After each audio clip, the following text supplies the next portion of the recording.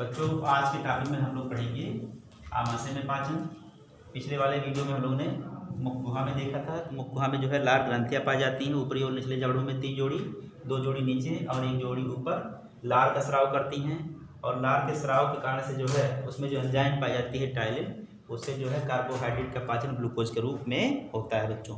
ठीक है, तो अब हम लोग जो है किसके बारे में पढ़ेंगे, आमाशय के बारे में पढ़ेंगे। तो यहाँ पर देखिए ये जो है मुख गुहा है और मुख गुहा से जब ये आगे बढ़ता है तो ये ग्रसनी है और ग्रसनी के बाद इसके बाद ग्रासनाल, ग्रासनाल के बाद जो थैली जैसी रचना होती है, इस थैली जैसी रचना को हम लोग क्या बोलते हैं, आमाशय बोलते हैं। और आमाशय की भित्ति पेशीय होती है, मोटी होती है इस कारण से। ठीक है, मोटी होती है। तो भोजन जो है यहाँ से निकलने के बाद, मुख गुहा से निकलने के बाद ग्रसनी में कुछ नहीं होता है, ग्रासनाल में, वो सीधे कहाँ पहुँच जाता है, आमाशय में। और इस तरह से आमाशय में जो है भोजन के टुकड़े यहाँ पर ऐसे आ जाते हैं ये सब। ठीक है, तो अब क्या है कि आमाशय में लगातार क्रमाकुंचन गति, एक प्रकार की गति होती है जिसे बोलते हैं क्रमाकुंचन गति। क्या नाम होता है, क्रमाकुंचन गति। ये है क्रमाकुंचन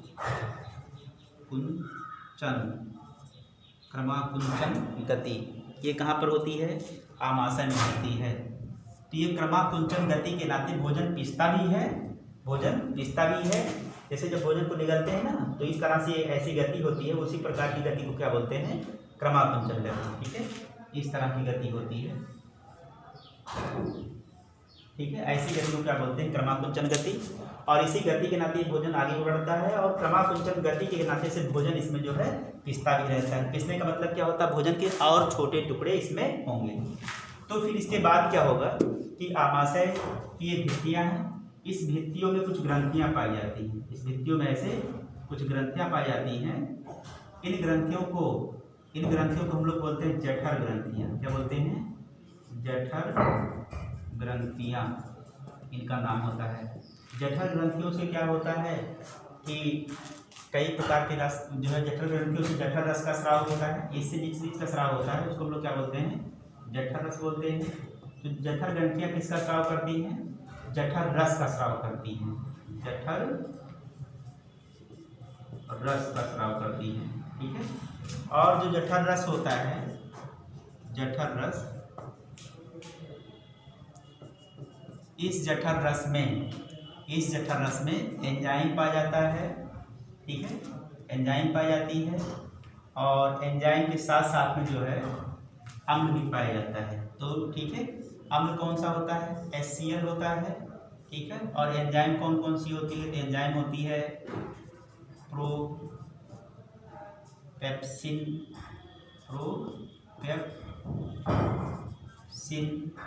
और प्रोरेनिन, ये सब एंजाइम इसमें पाई जाती है। तो ये जो एंजाइम होती है, जब आगे प्रो वर्ड लगा रहता है तो निष्क्रिय अवस्था होती है। कैसी अवस्था होती है, निष्क्रिय अवस्था होती है। तो HCl का रोल अलग है और इनका रोल क्या होता है, अलग होता है। जठर रस का जो HCl होता है वो क्या करता है, भोजन के माध्यम को यहाँ पर HCl आएगा, इनसे स्रावित होगा। तो जब HCl स्रावित होगा तो HCl क्या करेगा, भोजन के माध्यम को अम्लीय कर देगा। क्या करेगा, अम्लीय कर देगा, भोजन अम्लीय हो जाएगा। तो जब भोजन अम्लीय हो जाता है तो भोजन जो है सड़ता नहीं है। ठीक है, अर्थात HCl भोजन को सड़ाने से बचाता है। और इसके अलावा जो हानिकारक बैक्टीरिया भोजन में आ जाते हैं उनको मारने का भी काम करता है। ठीक है, और क्या करता है HCl, तो HCl जो होता है, ये जो एंजाइम होते हैं निष्क्रिय एंजाइम को सक्रिय बनाने का काम करता है। तो इस तरह से HCl का क्या होता है, एक इम्पॉर्टेंट रोल होता है। ठीक है बच्चों, HCl को हम लोग नमक का अम्ल भी कहते हैं। तो ये HCl का इम्पॉर्टेंट रोल हो गया, मतलब भोजन के माध्यम को अम्लीय बनाएगा जिससे भोजन खराब नहीं होगा, सड़ेगा नहीं, और भोजन में आए हुए जो है बैक्टीरिया वगैरह को मारने का भी ये काम करता है। इसके अलावा क्या करता है HCl, जो इससे स्रावित एंजाइम होती है, जठर रस में जो एंजाइम पाई जाती है प्रोरेनिन, प्रोपेप्सिन, वो क्या करती है, उसको सक्रिय करने का काम करती है। तो ये जो प्रोपेप्सिन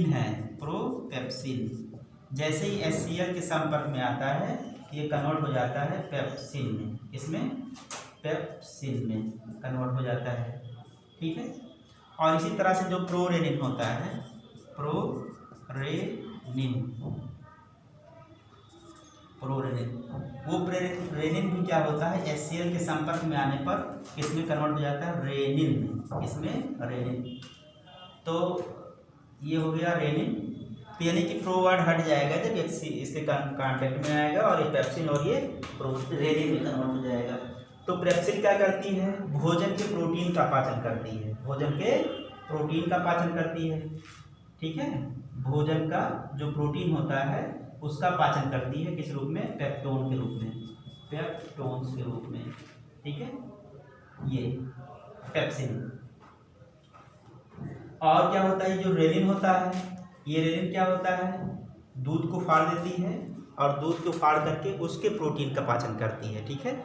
दूध के प्रोटीन का ये पाचन करती है, ठीक है। तो दूध को फाड़कर उसके प्रोटीन को जो है अलग कर देता है, ठीक। तो इस तरह से जो दूध का प्रोटीन होता है उसके प्रोटीन का पाचन करने का काम कौन करता है, रेनिन करता है, ठीक है।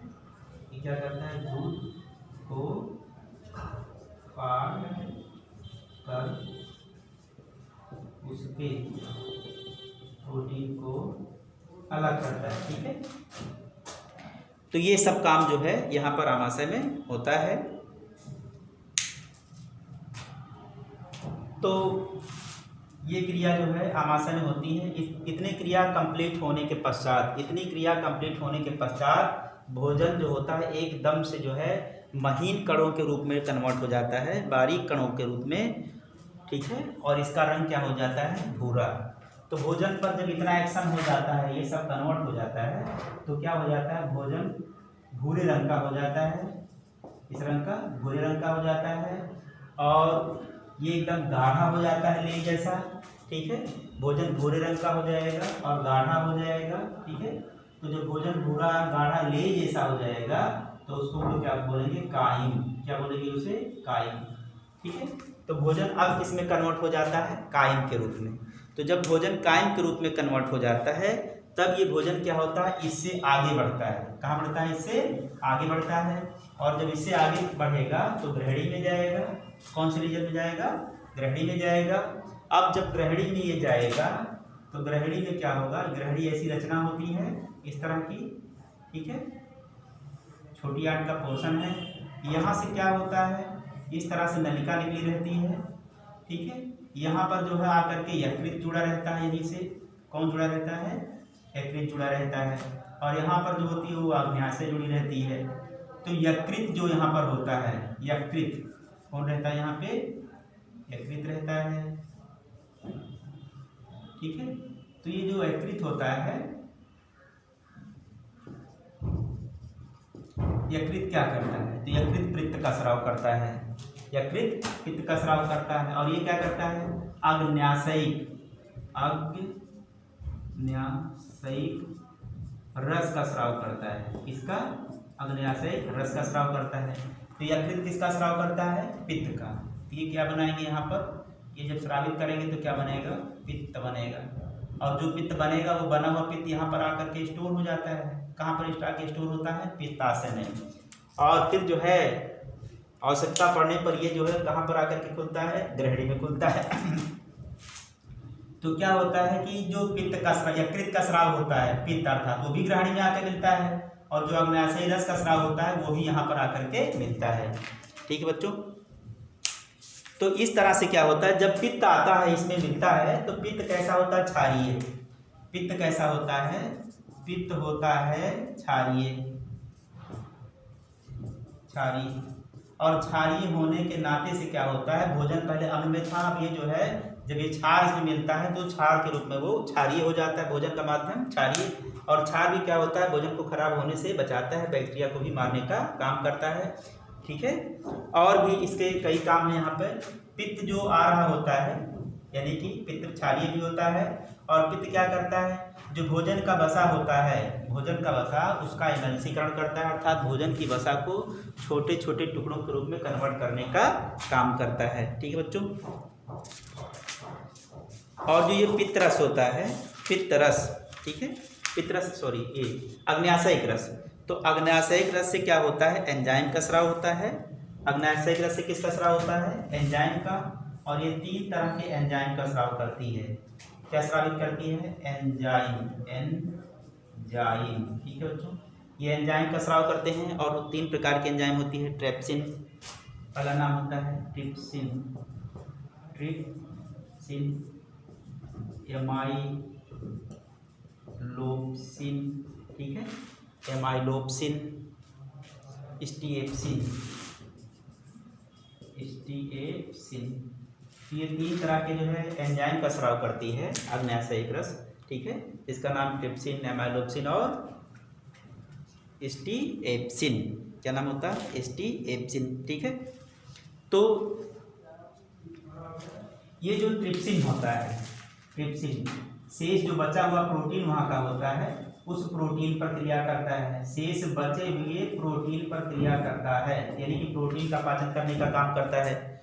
और जो दूसरा हमारा एमाइलोप्सिन है, एमाइलोप्सिन क्या करता है? जो हमारा स्टार्च होता है भोजन का, स्टार्च, उसको ग्लूकोज में क्या करता है? ग्लूकोज में कन्वर्ट करने का काम करता है। सुन लीजिए ध्यान से, ये स्टार्च को ग्लूकोज के रूप में और प्रोटीन्स को ये पेप्टोन्स के रूप में, किस रूप में? पेप्टोन्स के रूप में, जो बचा हुआ प्रोटीन होता है। और ये जो स्टार्च होता है उसको ग्लूकोज के रूप में, किस रूप में?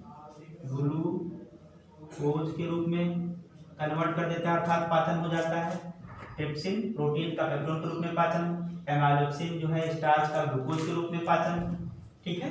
जैसे वहाँ पर मुखगुहा में स्टार्च से जो है ग्लूकोज कन्वर्ट हुआ था एमाइलेज के माध्यम से, तो उसी प्रकार के एंजाइम है ये एमाइलोप्सिन। और जो तीसरी प्रकार की एंजाइम है जिसका नाम है स्टीएप्सिन, ठीक है, ये वसाओं पर क्रिया करती है। किस पर क्रिया करती है? वसा पर क्रिया करती है। और उसे किस में कन्वर्ट करती है? वसीय अम्ल में, वसीय अम्ल में कन्वर्ट करती है। और ग्लिसरॉल में, ग्लिसरॉल, ठीक बच्चों। तो इस तरह से ये काम करती है। स्टीएप्सिन क्या करती है? वसा को वसीय अम्ल में और ग्लिसरॉल में कन्वर्ट करती है। एमाइलोप्सिन स्टार्च को ग्लूकोज में, ट्रिप्सिन किसको? प्रोटीन को पेप्टोन्स के रूप में, ठीक है। और बाकी जो पित्त का काम है वो भोजन के माध्यम को क्या करता है? वो क्षारीय भी बनाता है। और क्या करता है? भोजन की वसा का एमल्सीकरण करता है। क्या करता है? भोजन की वसा का एमल्सीकरण करता है। एमल्सीकरण का मतलब होता है भोजन की वसा को छोटे छोटे टुकड़ों में बांटना, ठीक है। छोटे छोटे टुकड़ों में बांटने की क्रिया ही क्या होती है? भोजन एमल्सीकरण होती है। जब छोटे टुकड़े में बट जाएगा तो ये वसा का आसानी से पाचन हो पाएगा, ठीक है। तो अब इसके बाद जो नंबर आता है, ठीक है, वो क्षुद्रांत होगा। क्षुद्रांत में भोजन का पाचन बच्चों होगा वो, ठीक है। तो इसके बाद जो चर्चा है वो नेक्स्ट वीडियो में हम लोग करेंगे। आज के टॉपिक में हम लोग इतना ही पढ़ेंगे, ठीक है। तो बस आज के टॉपिक में इतना ही। धन्यवाद।